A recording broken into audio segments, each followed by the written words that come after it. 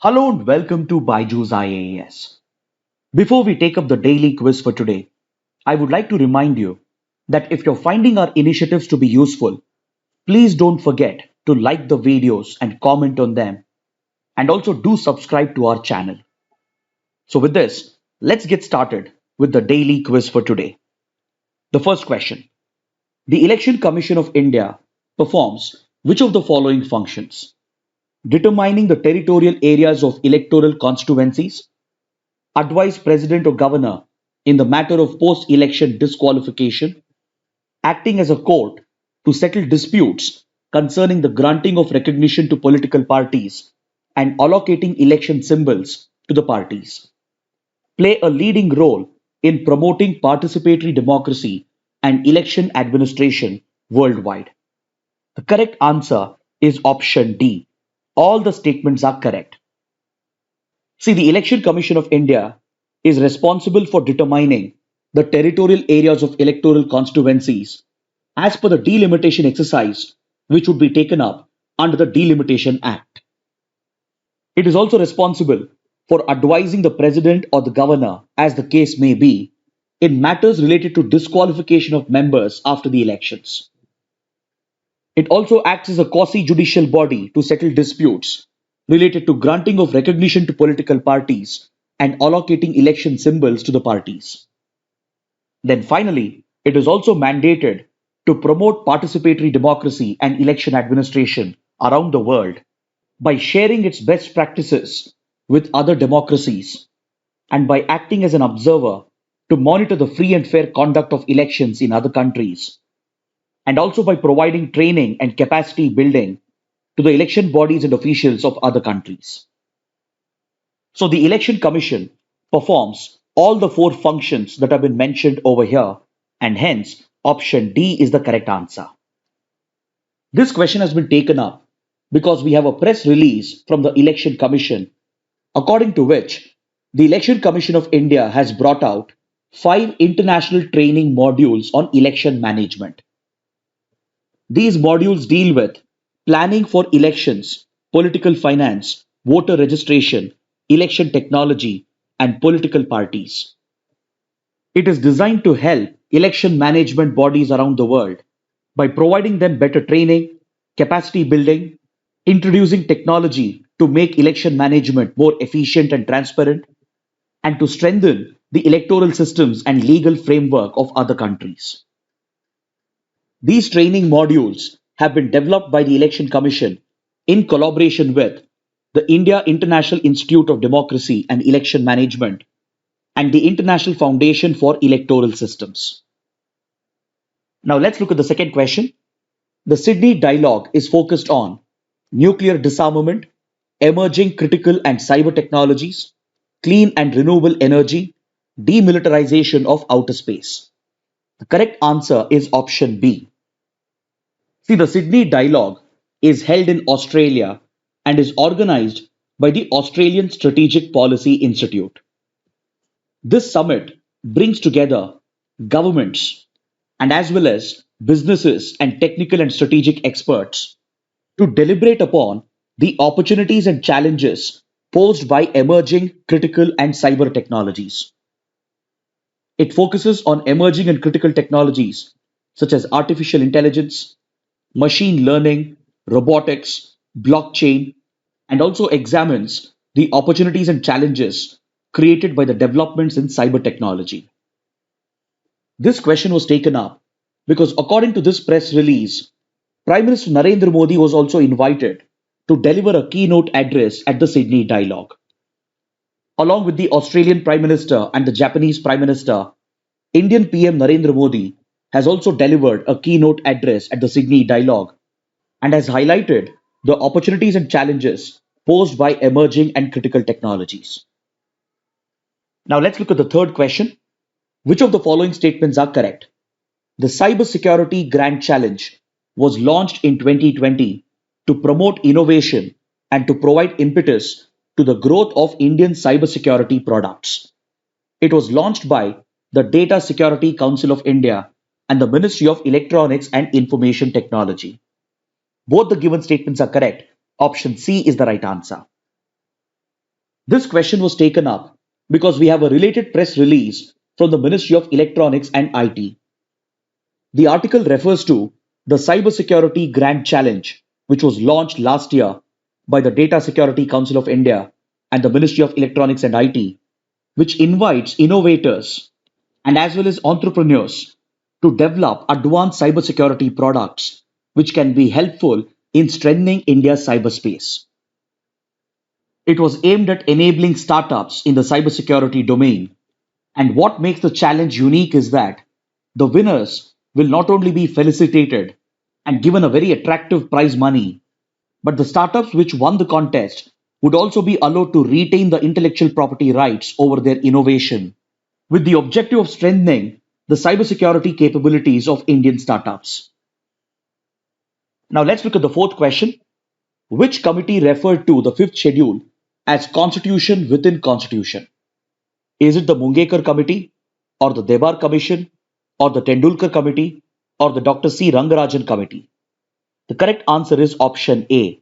It was the Mungekar Committee which referred to the fifth schedule of the Constitution as Constitution within a Constitution. The other committees that have been mentioned over here are also equally important. The Debar Commission, established in 1960-61, came out with the 4 factors which are used to identify the scheduled areas as per the provisions of the 5th schedule. Then the Tendulkar Committee and Rangarajan Committee, they dealt with estimation of poverty and determination of poverty line. See, this topic was taken up because we have a column in today's The Hindu which refers to tribal rights and tribal administration. The Constitution of India contains a special provision to promote the welfare and development of tribal communities under the 5th schedule. Under this schedule, tribal areas in few states can be designated as scheduled areas which are notified by the President, and the governors of these respective states also acquire few special powers which allows the Union Executive to exercise few administrative powers in these scheduled areas in order to ensure the welfare and development of the tribal communities. The 5th schedule also provides for the establishment of tribal advisory councils to advise the governor with regard to administration of the tribal areas, and the Union Executive through the President gains special powers to look after administrative and developmental issues of tribal communities in these scheduled areas. So considering these special provisions contained in the 5th schedule, the Mungekar Committee for Tribal Development, which was established in 2009, referred to the 5th schedule as a constitution within the constitution. But however, the 5th schedule does not specify the factors on which the President can notify an area as a scheduled area. These factors were laid down by the Debar Commission, and it includes the preponderance of tribal population, compactness and reasonable size of the area, underdeveloped nature of the area, marked disparity in economic standards of the people. Based on these guiding factors, the President can notify scheduled areas, and currently around 10 states have these scheduled areas. Now let's look at a practice question from the 2018 prelims paper. In 1920, which of the following changed its name to Swarajya Sabha? All India Home Rule League, Hindu Mahasabha, South Indian Liberal Federation, the Servants of India Society. The correct answer is option A. It was the All India Home Rule League, founded in 1916, which was led by Annie Besant and Bal Gangadhar Tilak, which renamed itself as the Swarajya Sabha as the movement was on the decline. The All India Home Rule League, modelled on the Irish Home Rule League, was championing the cause of self-governance and self-rule, and later transformed itself into the Swarajya Sabha and even merged with the Congress. Now coming to the fact of the day, let's look at this important article in the Hindu, which refers to the first ever 2+2 dialogue, which is all set to be held between India and Russia. See, the 2+2 dialogue is a diplomatic format under which the defense ministers and foreign ministers of two countries meet simultaneously to discuss key geopolitical and strategic issues which are of common concern to both the countries. Recently, India and Russia decided to establish such a 2+2 format during a telephonic conversation between Prime Minister Modi and President Putin.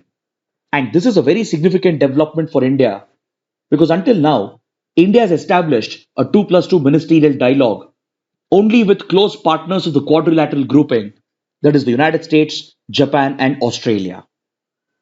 Russia, on the other hand, has already had such a format with Japan, France, and even with the US previously. So, in a few days, India's Foreign Minister and Defense Minister are all set to hold the first ever India Russia 2+2 dialogue with their Russian counterparts, which is expected to lay the groundwork for President Putin's visit to India, which is coming up in the month of December.